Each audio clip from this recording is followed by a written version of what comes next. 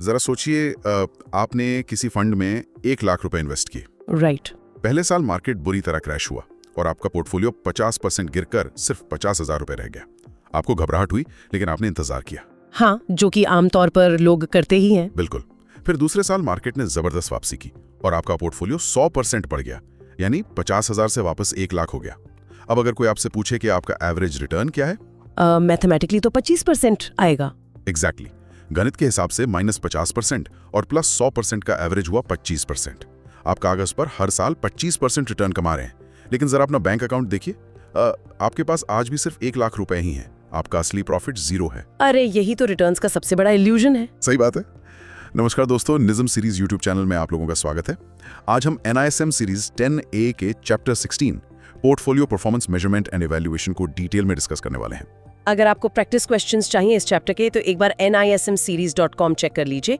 वहाँ सारे चैप्टर्स के मॉक टेस्ट मिलेंगे। अनलिमिटेड टाइम्स प्रैक्टिस कर सकते हैं, बहुत काम आएगा एग्जाम के लिए। चलिए अब चैप्टर में आते हैं।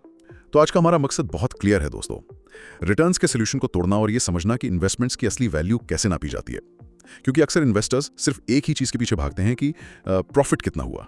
हाँ, मतलब प्रॉफिट तो जरूरी है, पर सिर्फ वो देखना गलत अप्रोच है। बिल्कुल। एक फाइनेंशियल एडवाइजर के तौर पर हमें रिटर्न के साथ साथ रिस्क को भी इवैल्यूएट करना होता है। एकदम सही बात है। परफॉर्मेंस मेजरमेंट की पूरी फाउंडेशन ही इसी बात पर टिकी है। सिर्फ रिटर्न देखना काफी नहीं है। देखिए, सबसे बड़ा सवाल ये है कि उस रिटर्न को कमाने के लिए रिस्क कितना उठाया गया। राइट। मान लीजिए 2 पोर्टफोलियो मैनेजर्स ने 15% रिटर्न दिया।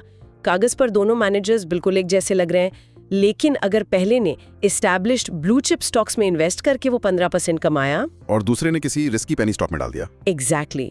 दूसरे ने बहुत ही रिस्की पेनी स्टॉक्स में पैसा लगाकर वो 15% निकाला, तो दोनों के परफॉर्मेंस में जमीन आसमान का अंतर है। इससे एक बहुत ही सिंपल एनालॉजी से समझते हैं। मान लीजिए आप गाड़ी चला रहे हैं, गाड़ी की स्पीड है आपका रिटर्न। अगर आप कह रहे हैं कि मैं 150 किलोमीटर प्रति घंटे की स्पीड से चल रहा हूँ, तो सुनने में बहुत अच्छा लगता है। हाँ, थ्रिल तो है, पर मुझे ये भी तो देखना होगा कि रास्ता कैसा था। क्या आप एक स्मूथ खाली हाईवे पर चल रहे थे, या फिर आप एक उबड़ खाबड़ गड्ढों वाली सड़क पर पुरानी गाड़ी दौड़ा रहे थे जहां एक्सीडेंट का खतरा बहुत ज्यादा था। सही कहा। ये जो एक्सीडेंट का खतरा है ना, यही हमारा रिस्क है। बहुत ही शानदार एनालॉजी है। और इसी स्पीड और एक्सीडेंट के खतरे को मैथमेटिकली नापने के लिए हमारे पास कुछ स्पेसिफिक कॉन्सेप्ट्स हैं। चलिए रिटर्न्स को नापने के सबसे बेसिक तरीके से शुरू करते हैं। होल्डिंग पीरियड रिटर्न, जिसे हम HPR कहते हैं। HPR तो मतलब बहुत स्ट्रेट फॉरवर्ड है ना। इसे पॉइंट टू पॉइंट रिटर्न भी कहते हैं। मतलब जितने टाइम आपने इन्वेस्टमेंट होल्ड किया, उस पूरे पीरियड में कितना फायदा या नुकसान हुआ। हाँ, इसका कैलकुलेशन बहुत आसान है, मैं समझाती हूँ। मान लीजिए 1 अप्रैल 2018 को एक पोर्टफोलियो की वैल्यू 1 लाख रुपए थी। 31 मार्च 2019 को वो बढ़कर 1,20,000 रुपए हो गए। ओके, बढ़िया ग्रोथ है। और साल के बीच में कंपनीज ने 5,000 रुपए का डिविडेंड भी दिया। तो टोटल प्रॉफिट कितना हुआ? 20,000 कैपिटल गेन और 5,000 डिविडेंड। राइट। टोटल 25,000। 1 लाख की इन्वेस्टमेंट पे 25,000 का फायदा, मतलब सीधा सीधा 25% MPR हो गया। लेकिन एक बात बताइए, ये तो तब आसान है जब मैंने एक बार पैसा डाला और 1 साल बाद निकाल लिया। असली दुनिया में ऐसा थोड़ी होता है। हाँ, प्रैक्टिकल लाइफ में थिंग्स आर डिफरेंट। राइट। मान लीजिए मैंने साल के बीच में कुछ और पैसा इन्वेस्ट कर दिया, या मार्केट गिरते ही डर के मारे कुछ पैसा निकाल लिया, उस कैश फ्लो का क्या? ये बहुत ही बेहतरीन सवाल है, और यहीं से 2 सबसे इंपॉर्टेंट कॉन्सेप्ट्स जन्म लेते हैं, TWRR और MWRR। TWRR मतलब टाइम वेटेड और MWRR मतलब मनी वेटेड, राइट? बिल्कुल। MWRR money weighted rate of return असल में IRR ही है, इंटरनल रेट ऑफ रिटर्न। ये इस बात पे पूरी तरह डिपेंड करता है कि कैश फ्लो की टाइमिंग क्या थी। मतलब इन्वेस्टर ने पैसा कब डाला और कब निकाला। एग्जैक्टली। एक क्लाइंट के लिए MWRR सबसे बेस्ट है, क्योंकि क्लाइंट को अंत में यही जानना होता है कि मेरी जेब में असल में कितना पैसा आया। लेकिन जरा रुकिए, अगर क्लाइंट अपने डर या लालच के हिसाब से कभी भी पैसा डाल रहा है और निकाल रहा है, तो इसमें फंड मैनेजर की क्या गलती है? सही पॉइंट है। अगर मैनेजर ने बहुत अच्छा स्टॉक चुना, लेकिन स्टॉक के ऊपर जाने से ठीक पहले क्लाइंट ने सारा पैसा निकाल लिया, तो पोर्टफोलियो का ओवरऑल रिटर्न तो गिर जाएगा ना। इसमें मैनेजर की स्किल तो खराब नहीं थी। आप एकदम सही पॉइंट पर पहुंच गए हैं। कैश फ्लो मैनेजर के कंट्रोल में नहीं होता। इसीलिए एक फंड मैनेजर की असली इन्वेस्टमेंट स्किल नापने के लिए हम MWRR का इस्तेमाल नहीं कर सकते। उसके लिए हम TWRR का इस्तेमाल करते हैं, time weighted rate of return. तो TWRR बेसिकली करता क्या है? देखिए, TWR पोर्टफोलियो के रिटर्न्स को अलग अलग सब पीरियड्स में बांट देता है, हर उस पॉइंट पर जहां कैश फ्लो हुआ हो। आसान भाषा में कहें तो TWR एक्सटर्नल कैश फ्लोज यानी पैसे डालने या निकालने के असर को पूरी तरह से हटा देता है। ओह, मतलब उसने बाहर के इफेक्ट को न्यूट्रलाइज कर दिया। बिल्कुल, ये सिर्फ मैनेजर के इन्वेस्टमेंट डिसीजंस की ग्रोथ दिखाता है। यही कारण है कि सेबी ने एक बहुत ही स्ट्रिक्ट रेगुलेटरी रूल बनाया है। सेबी कहता है कि डिस्क्रिशनरी पोर्टफोलियो मैनेजर्स को अपनी परफॉर्मेंस MWRR में नहीं बल्कि पिछले 3 साल के TWRR में दिखानी होगी, ताकि इन्वेस्टर्स को मैनेजर की असली स्किल दिखे, ना कि क्लाइंट के कैश फ्लो का असर। एग्जैक्टली समझ गया। अब वापस उस एग्जांपल पर चलते हैं जो मैंने शुरुआत में दिया था। वो जो 1 लाख रुपए पहले साल 50% गिरे, दूसरे साल 100% बढ़े, हमारा एवरेज रिटर्न 25% आ रहा था, लेकिन हाथ में कुछ नहीं आया। ऐसा क्यों होता है? क्योंकि वहां हम एरिथमेटिक मीन रिटर्न यानी AMR का इस्तेमाल कर रहे थे। AMR सिर्फ परसेंटेजेस को जोड़कर सालों की गिनती से डिवाइड कर देता है। मतलब -50 + 100 हुआ 50, डिवाइडेड बाय 2 तो आ गया 25%। हाँ, लेकिन फाइनेंशियल मार्केट्स ऐसे काम नहीं करते। मार्केट्स कंपाउंडिंग पे चलते हैं। AMR इस कंपाउंडिंग के इफेक्ट को पूरी तरह इग्नोर कर देता है, इसीलिए ये मल्टी ईयर रिटर्न्स के लिए बहुत मिसलीडिंग है। तो फिर सही तरीका क्या है कैलकुलेट करने का? सही तरीका है geometric mean return, GMR। GMR compounding के असर को सही से पकड़ता है। उसी एग्जाम्पल में अगर आप GMR कैलकुलेट करेंगे तो वो एग्जैक्टली 0% आएगा, जो कि असली सच है। वाह, ये तो आंखें खोलने वाला मैथ है ना? इसीलिए एग्जाम के लिए याद रखिएगा दोस्तों, लॉन्ग टर्म वेल्थ क्रिएशन नापने के लिए GMR हमेशा AMR से बेहतर होता है और मैथमेटिकली GMR हमेशा AMR से कम या उसके बराबर ही होता है। राइट। एक और इल्यूजन है जो अक्सर मार्केटिंग ब्रोशर्स में देखने को मिलता है। बड़े बड़े अक्षरों में लिखा होता है 15% ग्रोस रिटर्न, लेकिन इन्वेस्टर्स भूल जाते हैं कि ग्रॉस रिटर्न एक धोखा है, असली चीज नेट रिटर्न है। बिल्कुल, ग्रॉस रिटर्न तो वो पैसा है जो पोर्टफोलियो ने कमाया, लेकिन उसमें से बहुत सारे हिस्सेदार अपना हिस्सा लेंगे, जैसे कि फीस वगैरह। हाँ, फिक्स्ड मैनेजमेंट फी कटेगी। अगर मैनेजर ने बहुत अच्छा परफॉर्म किया है तो एक हर्डल रेट के ऊपर परफॉर्मेंस फी कटेगी, ब्रोकरेजेस कटेंगी, और अगर इन्वेस्टर ने जल्दी पैसा निकाल लिया तो एग्जिट लोड भी कटेगा। आउच, ये सब मिलके तो रिटर्न काफी कम कर देंगे। सही में, इन सारे खर्चों को माइनस करने के बाद जो पैसा बचता है वही नेट रिटर्न होता है। और इसमें एक कैश ड्रैग का कॉन्सेप्ट भी आता है ना? हाँ, जरूर समझाइए। मैं इसको एक एग्जांपल से बताता हूँ। मान लीजिए एक मैनेजर के पास 100 लाख रुपए का पोर्टफोलियो है। उसने 75 लाख रुपए इक्विटी स्टॉक्स में लगा दिए। उन स्टॉक्स ने बहुत अच्छा 10% रिटर्न दिया। ओके, बढ़िया। पर बाकी बचे 25 लाख रुपए इसने सेफली एक लिक्विड फंड में पार्क कर दिए, जहां सिर्फ 4% रिटर्न मिला। अब मैनेजर दुनिया भर में डिंडोरा पीट रहा है कि मैंने स्टॉक्स में 10% रिटर्न दिया, क्या ये सही है? ये टेक्निकली सच हो सकता है, लेकिन प्रैक्टिकली इन्वेस्टर के लिए गलत है। कैसे? देखिए, रिटर्न पूरे 100 लाख पर कैलकुलेट होगा। 75 लाख पर 10% के हिसाब से 7.5 लाख बने और 25 लाख पर 4% के हिसाब से 1 लाख बने। टोटल कमाई हुई 8.5 लाख। मतलब टोटल पोर्टफोलियो पे सिर्फ 8.5% रिटर्न आया। एग्जैक्टली, यानी पूरे पोर्टफोलियो का असली रिटर्न 8.5% हुआ। वो जो 25 लाख रुपए इक्विटी में इन्वेस्ट नहीं हुए थे, उन्होंने ओवरऑल रिटर्न्स को नीचे खींच लिया। इसी खिंचाव को हम कैश ड्रैग कहते हैं। बहुत खूब। अब एक ऐसे रिस्क की बात करते हैं जो अक्सर इंडियन इन्वेस्टर्स भूल जाते हैं, करेंसी रिस्क। आजकल हर कोई US टेक स्टॉक्स या फॉरेन म्यूचुअल फंड्स में इन्वेस्ट करना चाहता है। विदेशी बाजारों में इन्वेस्ट करना अच्छा है, लेकिन करेंसी का खेल समझना बहुत जरूरी है।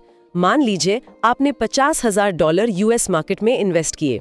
उस वक्त $1 70 रुपए का था, यानी आपने 35 लाख रुपए लगाए। ठीक है। 1 साल बाद US मार्केट ने शानदार 15% रिटर्न दिया। आपके डॉलर्स काफी बढ़ गए, लेकिन इसी बीच डॉलर कमजोर होकर 65 रुपए का हो गया। मतलब एक तरफ स्टॉक से फायदा हुआ, लेकिन करेंसी की वैल्यू गिर गई। हाँ। अब जब आप उस बढ़े हुए डॉलर अमाउंट को वापस 65 रुपए के रेट से रुपी में कन्वर्ट करेंगे, तो आपका असली रुपी रिटर्न 15% नहीं रहेगा, वो गिरकर सिर्फ 6.79% रह जाएगा।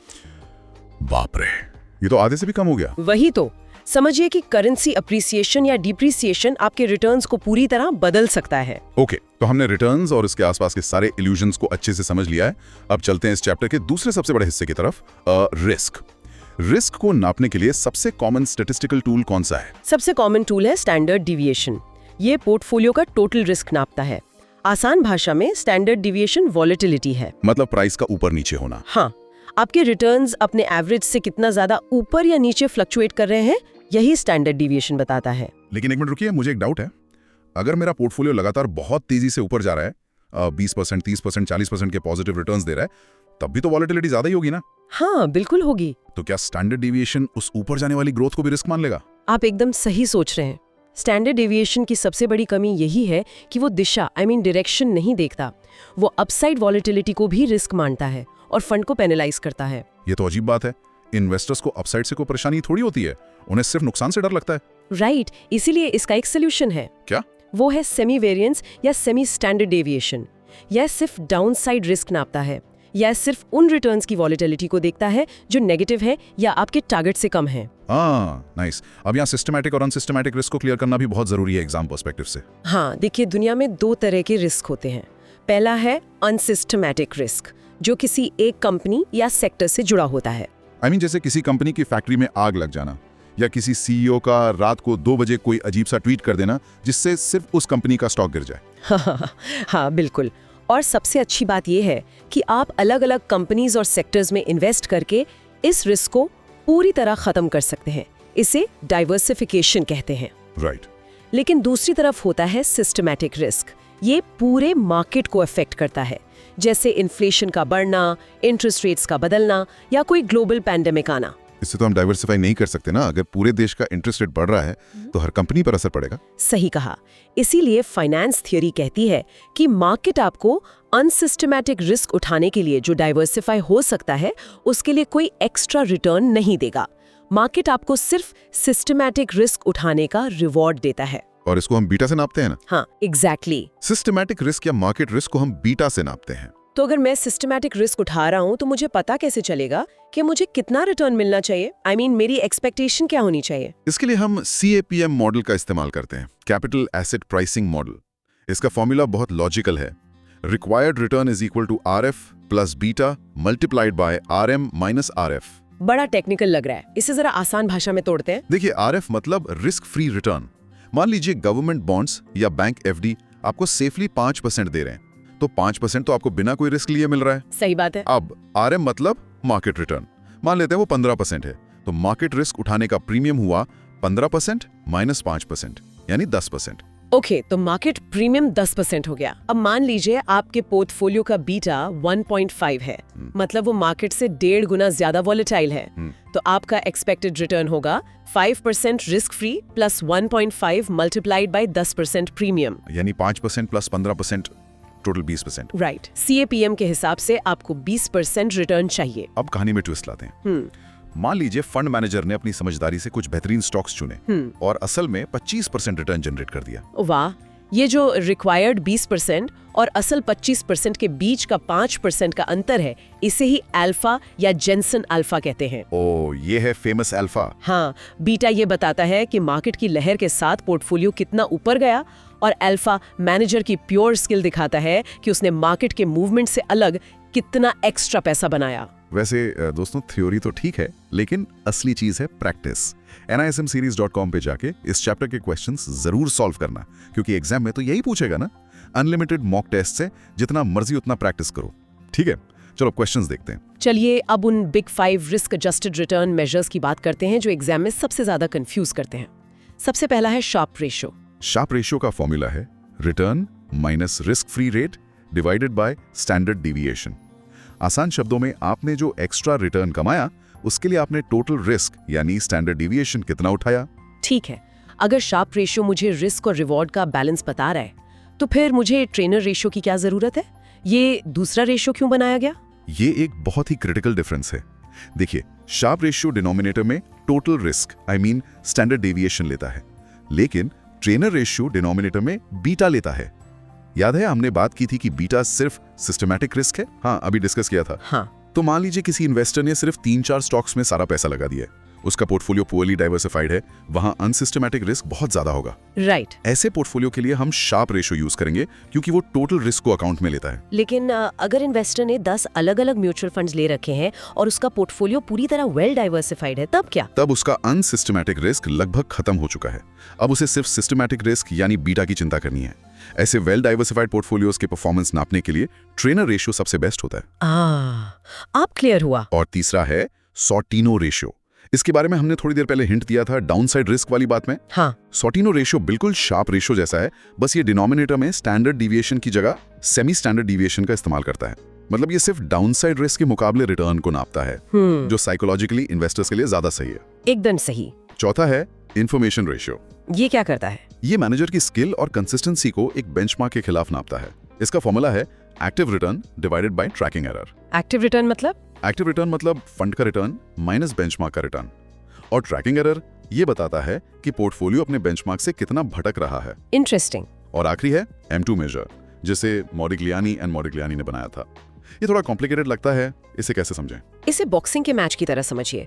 क्या आप एक हैवी वेट बॉक्सर की तुलना एक लाइट वेट बॉक्सर से कर सकते हैं? बिल्कुल नहीं, दोनों की कैटेगरी अलग है। एग्जैक्टली, दोनों का वेट अलग है। M2 मेजर यही करता है। आपके पोर्टफोलियो का रिस्क अलग हो सकता है और मार्केट का रिस्क अलग। M2 मैथमेटिकली पोर्टफोलियो के रिस्क को मार्केट रिस्क के बराबर लिवर या डीलिवर कर देता है। ओह, मतलब दोनों का रिस्क लेवल इक्वल कर देता है पहले। हाँ, मतलब दोनों का रिस्क लेवल एक समान कर देता है और फिर डायरेक्ट रिटर्न कंपेयर करता है। ये तो हो गए सारे मैट्रिक्स।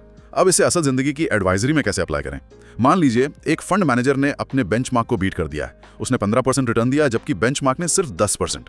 हमें कैसे पता चलेगा कि ये मैनेजर सच में स्किल्ड है या बस तुक्का लग गया? इसके लिए हम एट्रीब्यूशन एनालिसिस करते हैं। ये एनालिसिस देखिए एक तरह से पोर्टफोलियो के रिटर्न्स का पोस्टमार्टम करता है। इसमें दो मेन फैक्टर्स होते हैं, सेक्टर एलोकेशन और सिलेक्शन। थोड़ा डिटेल में बताइए दोस्तों के लिए। श्योर। मान लीजिए बेंचमार्क में आईटी सेक्टर का वेट 10% था, लेकिन मैनेजर ने आईटी सेक्टर में 30% पैसा लगा दिया और उस साल आईटी सेक्टर बहुत तेजी से भागा। तो मैनेजर इसलिए जीता क्योंकि उसने सही सेक्टर एलोकेट किया। इसे एलोकेशन इफेक्ट कहते हैं। तो इसमें सिलेक्शन इफेक्ट क्या हुआ? सिलेक्शन का मतलब है कि मैनेजर ने आईटी सेक्टर में पैसा तो लगाया, लेकिन उसने इन्फोसिस या टीसीएस जैसी सबसे बेहतरीन परफॉर्म करने वाली कंपनीज को चुना, यानी उसने अपनी स्टॉक पिकिंग स्किल्स दिखाई। हाँ, इसी से जुड़ी एक पुरानी बहस है, मार्केट टाइमिंग वर्सेस सिलेक्टिविटी। क्या फंड मैनेजर्स मार्केट कब गिरेगा या उठेगा ये प्रेडिक्ट करके पैसा बनाते हैं? ज्यादातर रिसर्च और स्टडीज यही साबित करती हैं कि मार्केट टाइमिंग से कंसिस्टेंटली एक्स्ट्रा रिटर्न नहीं आता।